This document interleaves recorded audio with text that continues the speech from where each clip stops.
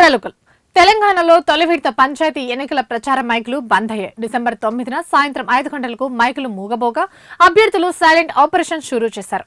ఇన్నాళ్లు మైకులు డప్పులతో హోరెత్తించిన క్యాండిడేట్లు ఇప్పుడు గ్రౌండ్ వర్క్ మొదలు పెట్టేశారు. పోలింగ్ కు గంటల సమయమే ఉండడంతో ఓటర్లను ప్రసన్నం చేసుకునేందుకు ప్రలోభాల పర్వానికి తెరతీశారు. ప్రధాన పార్టీల అభ్యర్థులు వార్డులు, కాలనీ వారీగా బాధ్యతలను నియమించి డబ్బులు పంపిణీ ముమ్మరం చేశారు. పల్లెల్లో రాత్రి వేళ మందు విందు రాజకీయాలు జోరందుకున్నాయి. మా ఓటు మీకే కానీ మాకేంటి అని అడిగే ఓటర్లకు ఎక్కడికక్కడ సెటిల్మెంట్లు చేస్తున్నారు.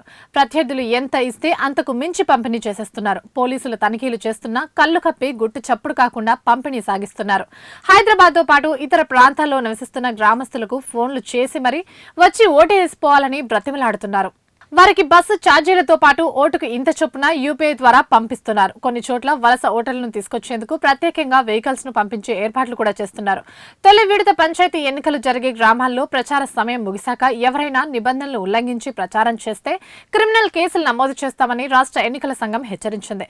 నిబంధనలు అతిక్రమించిన వారికి 2 ఏళ్ల వరకు జైలు శిక్ష లేదా జరిమానా లేకపోతే రెండూ విధించే అవకాశం ఉందని ఈసీ స్పష్టం చేసింది.